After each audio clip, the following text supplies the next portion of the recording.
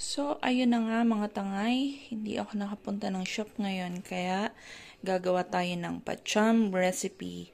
So, yung mga ingredients ko ay galing sa garden namin. Meron akong kangkong, ayan, pinitas ko kanina. Tapos, meron akong kamatis na natira.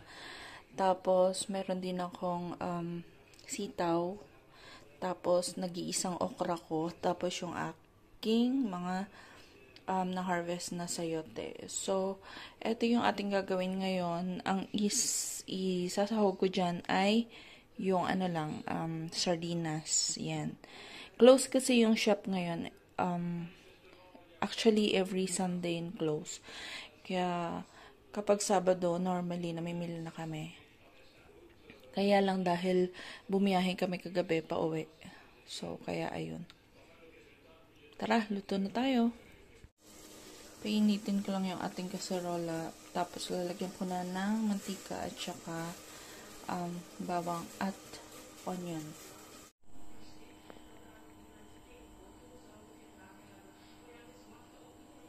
Lalagyan natin ng konti lang. Tamang-tama lang na maluto yung onion at saka bawang.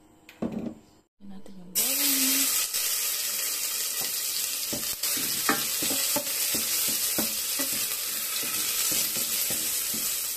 Lagay ko natin yung ating sibuyas sa kamatis. Tapos mamaya susunod na naman natin yung ating sitaw. Kasi medyo matigas siya. Matagal-tagal maluto. Kaya uunahin natin yun. Kesa sa sayote. So, lalagay ko na yung sitaw.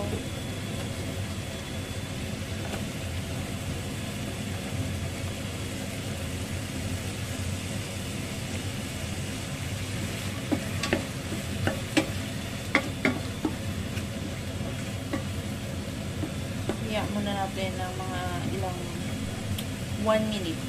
1 minute lang. Tapos to, lalagay natin yung sayote. Ayan. Haluin lang natin.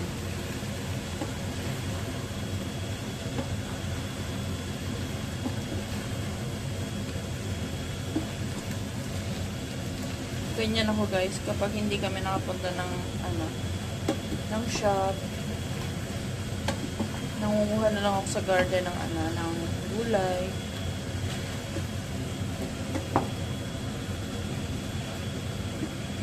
So, mamaya, wait lang natin ng mga 2 minutes.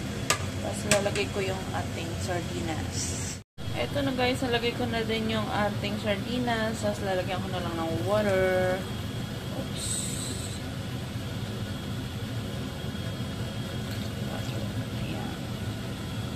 Lagyan ko din pala ng pepper tsaka na cube. So, ito na. Medyo malambot na yung ating sayote. At lalagay ko na naman yung ating kangkong. Ayan.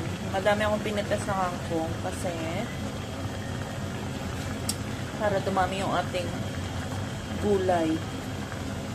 Ayan.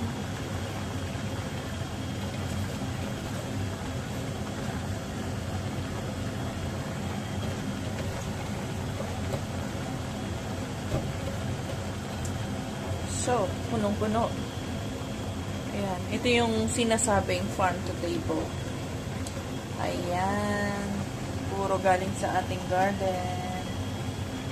So, lulutuin lang natin ng bahagya yung ating kangkong.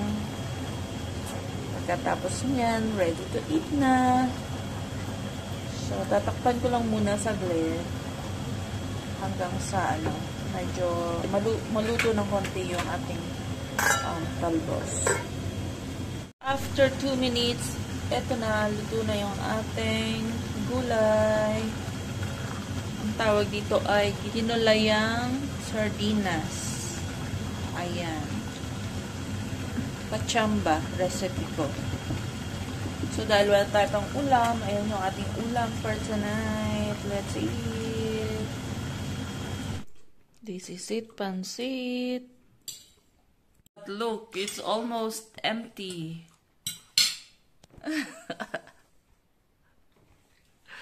Oh my. Sarap ng kangkong, ah. Ah. Kumakain din siya ng kangkong, ng sayote, at ng, ayan, sardinas. Tsaka sitaw. Sarap ako yung nuts. Second batch pa. Ah? Second batch. Social. Ayan yung aming mga kasirola nasa lamesa na. Simple lang kami kumain.